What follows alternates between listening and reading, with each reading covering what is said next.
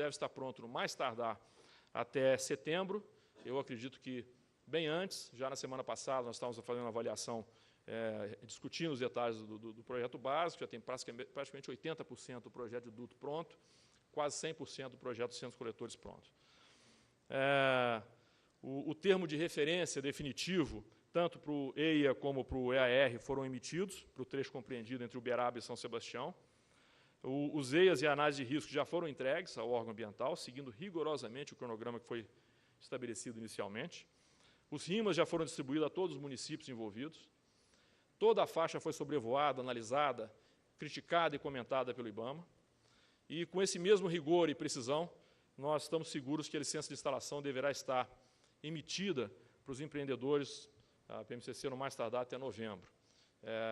Eu me permito aqui uma inconfidência. Já na semana passada, conversando com uma das autoridades maiores do IBAMA, nós ouvimos com uma ponta de vaidade que o EIA entregue a eles tem possibilidade de se tornar uma referência pela qualidade e profundidade com que foi feito. Então, significa que as coisas estão caminhando muito bem, onde normalmente é um processo demorado, um processo complicado. Nós estamos trabalhando na modelagem financeira, necessária a apresentação do projeto aos financiadores até setembro próximo. Nesses próximos 2 meses, a gente deve estar qualificando o Financial Advisor do projeto. Eu mostro aqui nessa figura, como todos conhecem, existem diversas iniciativas que estão sendo avaliadas visando a fechar esse gap que eu mencionava da logística em relação ao desenvolvimento da indústria, capaz de levar o Brasil ao primeiro mundo como produtor de etanol. Algumas dessas iniciativas envolvem projetos novos, semelhantes ao da PMCC, e outros aproveitam a otimização de modais existentes, né? Nessa imagem, a gente procura identificar ou plotar tudo que existe e que está sendo planejado. E ela, evidentemente, ela não mostra uma realidade do que existe hoje em termos de transporte real efetivo, né? Essa oferta é menos generosa do que o mapa ele induz, né?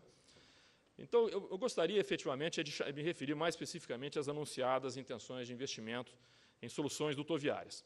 Como eu mencionei ao início, existem enormes desafios para se viabilizar um empreendimento de duto. Contar com mais de um empreendedor nesta área, depois de tanto tempo, claro que é uma bênção, né? E deve haver lugar para todos. Entretanto, é provável que a ideia que todos possam atravessar a mesma região ao mesmo tempo e com partidas mais ou menos na mesma época, tem uma certa dose de otimismo. E todos, evidentemente, inclusive eu, torcem para que essa minha avaliação esteja equivocada, né?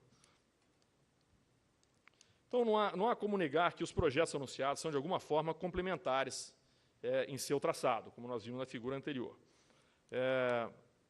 Nesse negócio, eu já mencionei, escala e otimização de capital são mandatórios para a sua viabilização.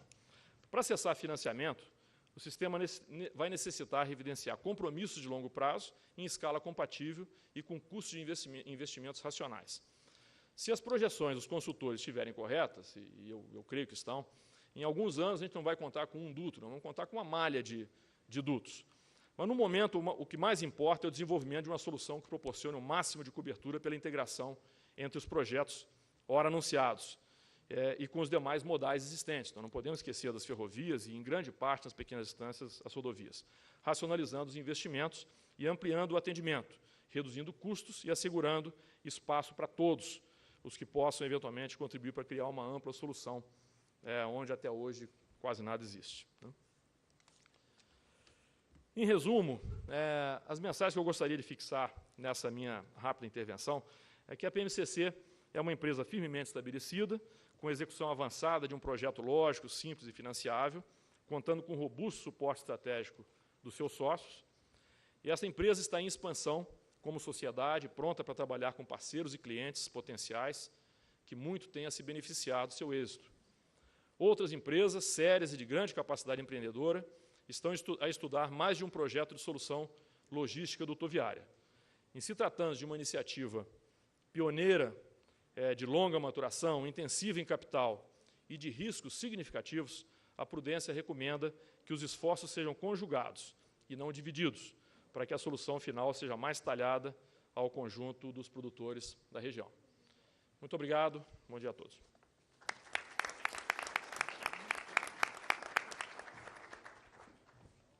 Muito obrigado. Como o Alberto disse, uma questão essencial é o duto realmente servir ao produtor que vai transportar o seu produto. E, nesse caso, nosso próximo apresentador, o Sérgio Van Klaveren, está trabalhando agora no projeto do Uniduto, que ele vai explicar, e vem também da indústria, já de longa data, foi presidente da Petroflex e da Vulcan Materiais Plásticos. Então,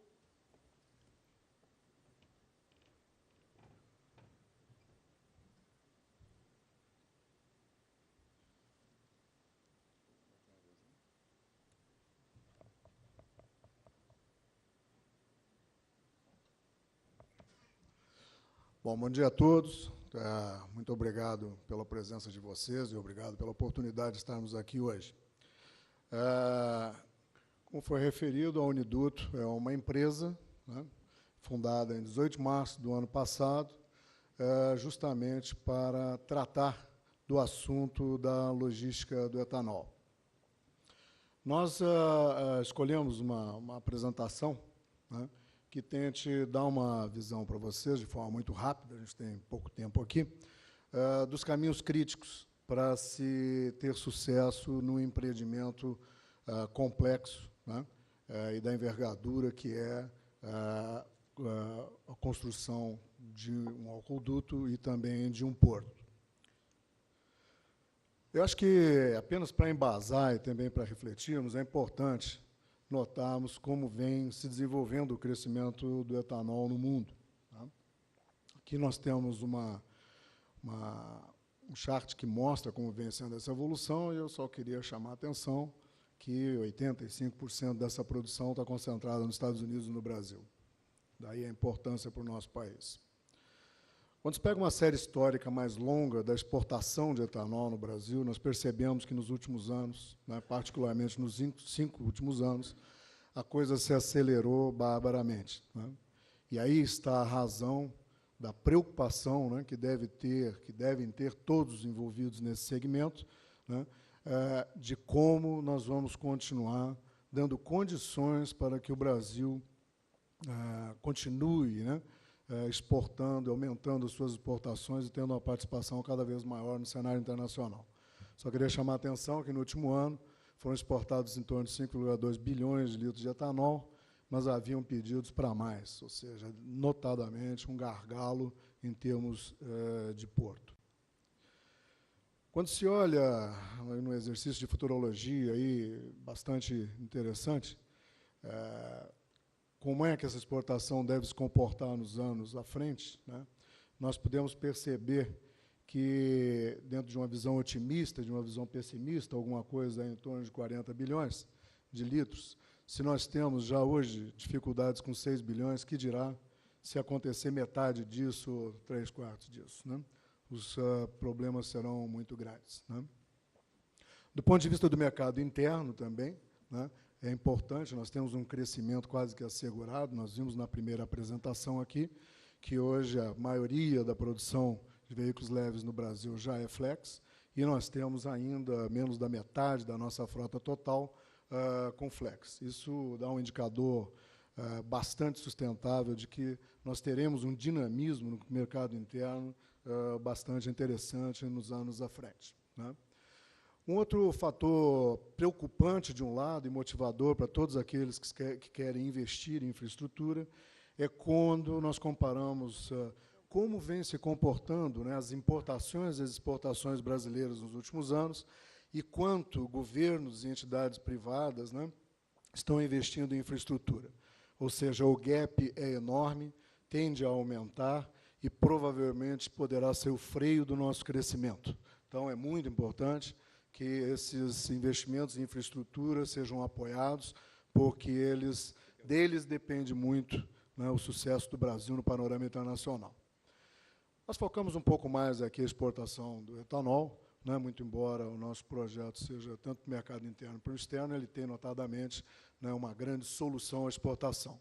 E, quando se olha para um processo de exportação, nós temos diversos elementos que são muito importantes, né, para se concretizar uma indústria de exportação. Nós vamos focar, obviamente, né, em um deles, que é o de dutos. Antes de nós avançarmos, é importante informar que, quando se chegou à conclusão do duto, obviamente que foi feito todo um estudo durante anos, mais de 2 anos estudando, e é uma referência, né, de que, internacionalmente, né, o modal dutoviário ele é sempre mais competitivo que os outros modais, né?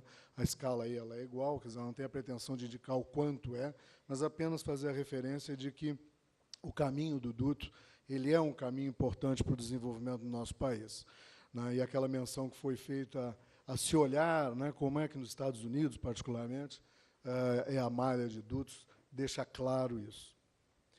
Nós elencamos 7 pontos, mas não são restritos a isso, ou seja, são 7 fatores críticos que nós entendemos são importantes serem vencidos para o sucesso de um projeto dessa natureza. O primeiro deles é credibilidade, né? Não se consegue fazer um projeto dessa envergadura sem que haja credibilidade. E nós, né, aqui eu vou tentar sempre fazer um contraponto, né, do caminho crítico e como a Uniduto está posicionando ou está posicionada em relação a ele. Eu acho que uma breve olhada, né, em quem são os sócios da Uniduto hoje, eminentemente produtores, né, eu acho que dá a ela a credibilidade que ela precisa para ir ao mercado falar sobre solução de dutos, né. Garantia de carga é fundamental, é talvez o mais crítico de todos os elementos, né. Um projeto dessa natureza não pode ser feito para depois ser oferecido ao mercado, né. E aqui nós temos o quê? Nós temos 1/3 da produção nacional hoje associada da Uniduto. São 88 usinas que, o ano passado, produziram 9 bilhões dos 27 bilhões de litros produzidos no Brasil, né? E o duto está sendo previsto não só para atender os sócios, mas também ao mercado, né? Então, grande parte, ou a maior parte do duto, obviamente, já se destina, já tem destinação aos sócios. Um múltiplo modelo de negócio, né? Aqui tem uma breve referência a uma pesquisa que a IBM faz, mas só para denotar que modelo de negócio é algo muito importante. A maior parte dos CEOs daquela pesquisa, 1.130 CEOs, se debruçam hoje, quase que na totalidade, permanentemente em analisar os seus modelos de negócio. A Uniduto também não poderia ser diferente, está preocupada com isso, né? E, na realidade, muito mais do que fazer um duto, muito mais do que fazer um porto, isso é apenas o início, ela pretende ser uma solução logística para o mercado do etanol. Uma das soluções, obviamente, né? Traçado estratégico. Bom, é muito importante que um empreendimento partindo do zero como o nosso tivesse um traçado estratégico, dado que, pela inexistência de qualquer infraestrutura, precisaríamos buscar a maior abrangência, né, com o investimento possível. Com isso, nós fizemos então um traçado, né, que vai ter 3 centros coletores, né, um em Botucatu, que fica na ferrovia, né, ao lado da ferrovia da LL, e que consegue fazer a captação desde lá do Mato Grosso do Sul até Botucatu. De Botucatu, esse centro coletor envia para Anhembi, onde nós temos o porto de Anhembi, e que vai também fazer a captação dos 1.200 quilômetros de área navegável do complexo Paraná-Tietê. De lá, então, vai para o centro concentrador de Santa Bárbara do Oeste. Lá em Serrana, perto do Sertãozinho, Ribeirão Preto, nós temos outra base coletora, também estrategicamente